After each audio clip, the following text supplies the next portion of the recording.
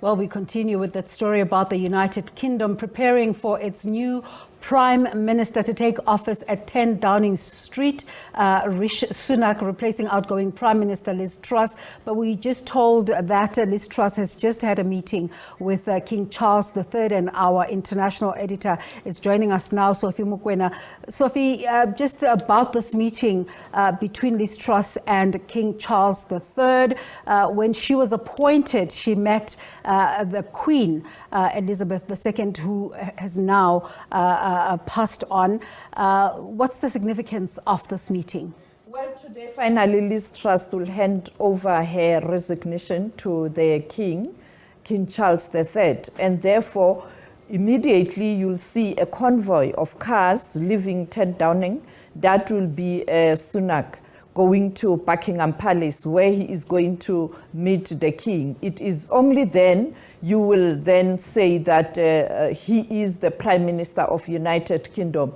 The King will ask him to form a government. When he's done with the meeting with the King, he will go back to 10 Downing from Buckingham Palace, where he is going to address the media outside 10 Downing. We know that many people have arrived to see the events, and also the media outside Buckingham Palace waiting for the arrival of Sunak, where he is going to have a meeting with King Charles III, where formalities will be done so that he can officially be the Prime Minister of United Kingdom. Well, we've been running a question on social media this morning, really asking our viewers what they make of Britain electing a leader who is so young, in his 40s. Let's talk about the significance of that, and also who Rishi Sunak actually is. Well, we know that his father is a Kenyan and the mother is a Tanzanian. So you have a situation where his ancestral land is Kenya, and when you look at the mother, the ancestral land is Tanzania. Now, people yesterday, this was trending, particularly on the continent, because you know that with Barack Obama, his father was from Kenya, and therefore he had a strong relationship with Kenya. He constantly visited Kenya before he became the senator, when he was a senator, and also when he was a head of state of the United States of America. And at that time, Kenya was capitalizing on this relationship to market itself. Now, you have a situation again where Sunak, his father is from Kenya and the mother is from Tanzania, even though they are Indians, but they come from the continent. And therefore, this speaks to, when you talk about issues of migration, immigration, and people who flee their countries, some of them have children in those respective countries. And in other countries, their children, because are born in those countries, they can then contest any position. And therefore, this was trending on the continent.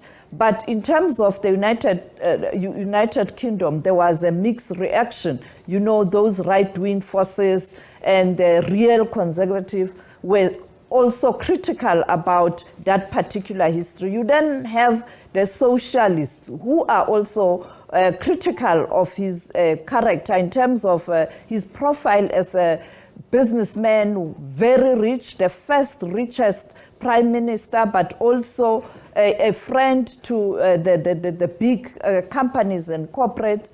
And therefore, there was that kind of a reaction worldwide. And therefore, he became very popular because there were comments on different parts of the world.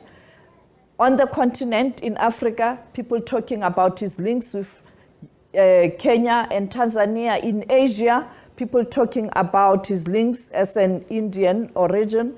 And also in the United Kingdom, people saying he is a citizen of this country. He was born in the United Kingdom. But secondly, those conflicting analysis in terms of his profile. So let's just backtrack a bit to him resigning last year in July as a finance minister, and really setting the train in motion of Boris Johnson also losing out on his position of prime minister. One can think that based on his previous position, he will be able to handle the English economy. But there's more challenges now, different challenges now as he comes in, isn't there? I don't think he will have a problem. I mean, he's a capitalist. I mean, he's the richest man. You know, he's familiar with the big captains of industry around the world. And therefore, I think they will be comfortable with him because he is their own. I think the issue is to ensure that not only that kind of constituency is happy, but how do you ensure that the majority of the constituency, your ordinary UK citizens, are happy? And therefore, he will have to do a lot of work to balance the two. He can't be seen as a prime minister for the rich and ignoring the poor and those who are struggling, the working class. And therefore, he has to really look at his policies and the direction he wants to take to ensure that United Kingdom is back on the world stage in terms of influence. Because the current political tension and those changes that have happened in the United Kingdom has kind of affected the UK standing internationally. And right now there are huge international challenges when you look at the war in Ukraine, when you look at the global economy, and therefore the fourth largest economy in the world is found wanting. And therefore he has to bring back the dignity, the stature of the United Kingdom. It will be a difficult task. And he is going to the very important gatherings very soon. Yeah, let's talk about those gatherings, because you've talked about international challenges, and he's got quite a bit of work to do. He's essentially going to hit the ground running with some of those big international gatherings. Yes, he is supposed to go to the G20 next month. The president of South Africa will be there also. Here you have the very powerful countries who will be discussing mainly the global economy. But this meeting, we are told, it's likely to be derailed by the war in Ukraine, because you know that United States of America and Russia have already dominated headlines in terms of what's likely to happen at the G20. When I spoke to the president of South Africa last week, President Ramaphosa, during the media briefing, he pointed out South Africa is going to take a position of trying to be a voice of reason, trying to pull everybody together, because there are huge challenges affecting the world, particularly the economic challenges, rather than focusing on tension between the superpowers and the nuclear powers. But unfortunately, America, Russia, UK, Germany, those are your powerful nations, and therefore the issue of nuclear proliferation is going to dominate the talks, with the current reports that we are likely to see one of these countries allegedly using a nuclear capability. And therefore, and then other one will be COP27. Currently, United Kingdom is the outgoing COP27 chair. You know, the meeting was in Glasgow last year, and they will be handing over to Egypt. Therefore, we'll see him in Egypt and in Indonesia. And just from a societal point of view, there's questions being asked as to whether the UK is ready for a dark-skinned prime minister. Yes, that was the debate before finalization of him being the leader of the party. People were talking about that. And also, both on the continent, people were saying it's unlikely that he will get the nod because of that, because they were murmuring and also people talking about that in the United Kingdom. And my argument was at that time, that was Friday, Saturday, and Sunday, that America did that. They were able to approve a person of color, Barack Obama, to be president of the most powerful country in the world, with a very powerful GDP, the #1 economy of the world, for 2 terms. Who is United Kingdom after all? And I think it did prevail that United Kingdom is a country like any other countries, and they will have to accept that sometimes things will not be the same. And this colonial mentality and the white supremacy, they will have to really prove that they don't subscribe to it in the same way the Americans did. We certainly have spent a lot of time recently looking at so much pomp and ceremony coming out of the United Kingdom, and then on social media, massive discussions about the short tenure of outgoing Prime Minister Liz Truss. What's next for her? Well, she did congratulate her successor, and I think the good relations will continue. And we saw people talking about the pegs. I mean, she is okay now, and she can carry on with her business. And of course, just watching the live footage coming in from London, what have we picked up already just in terms of the mood? And I know in a bit we'll be joined by Laura, our correspondent from London, but Laura Macon-Isherwood. But are you able to tell us how the Brits, what the mood is like in London on this day? For me, what I have observed is people who have gathered outside Buckingham Palace and outside 10 Downing. Bigger numbers compared to when Liz Truss was going to meet the Queen and officially taking over. You can see that there's huge interest because of the profile that I've just outlined of this the incoming Prime Minister in terms of race, color, gender, and political ideology, economic ideology, and all of that. He is a real melting pot. And I think people are beginning to really have interest in him. And I think the United Kingdom is now looking at this person, where to from here, with all this colorful life, and where to. And I think even on the continent, people are still talking today about what's happening today, particularly in Kenya and Tanzania. But don't forget, the policies are the same. He is going to implement the policies of his party, and I don't think many people would be happy in terms of those policies. Well, let's bring in our correspondent who is in the UK, Laura Macon-Isherwood, joining us now from Westminster in London.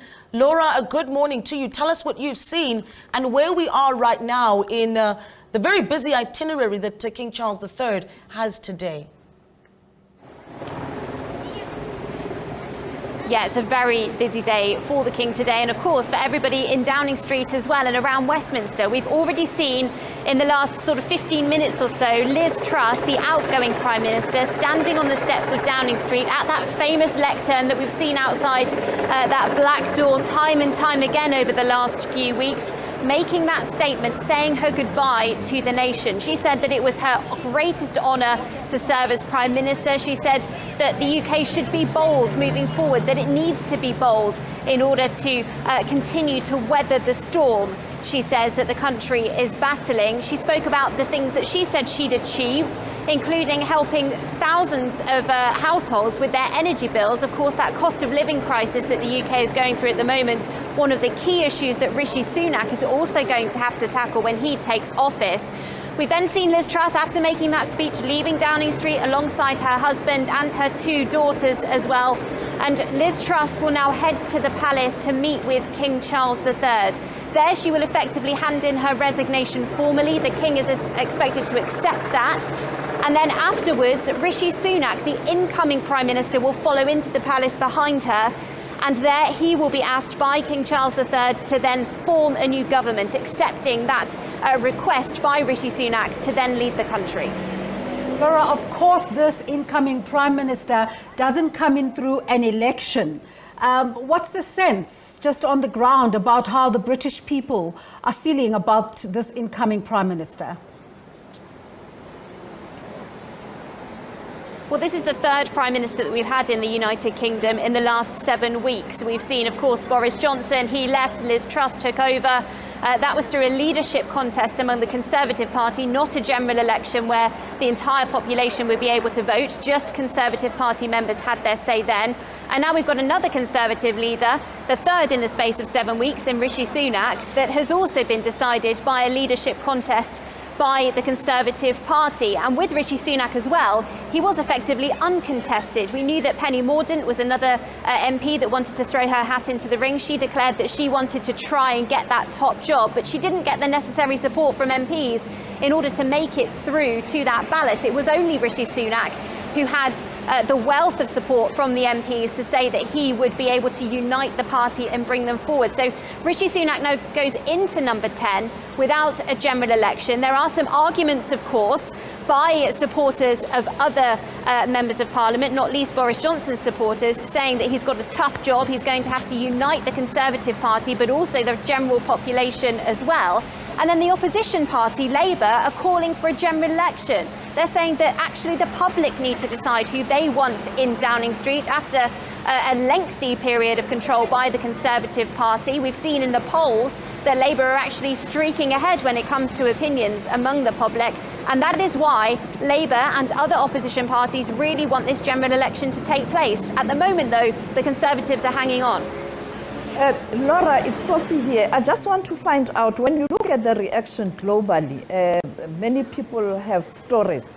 You look at the continent, there's an argument or debate or excitement or concerns that has got lineage with Kenya and Tanzania. In the United Kingdom, you have people who are aggrieved that he is a businessman and he is not going to respond positively to the poor. What's your assessment? What has been the reaction, particularly in terms of his profile, as I painted his profile, particularly in relation to Africa, with President Ramaphosa being one of the leaders who will meet him next month when he is on a state visit in the United Kingdom? Well, we know that Africa has been a key position in terms of looking for future trade relations with the United Kingdom. Post-Brexit, of course, the United Kingdom looking for other alternatives when it moves forward, and Africa is definitely on its priority list.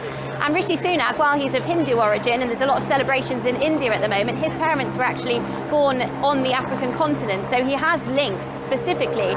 The business element, there has been a lot of people pointing towards that, saying that he is a millionaire himself, that he might not be able to support those that may not be as well off in society. But I think his supporters will point to the support that Rishi Sunak put in place when he was Chancellor during the COVID-19 pandemic, offering up furlough schemes and also supporting other businesses as well, saying that he has the understanding of what is needed within communities and also in households to ensure that they can survive crises.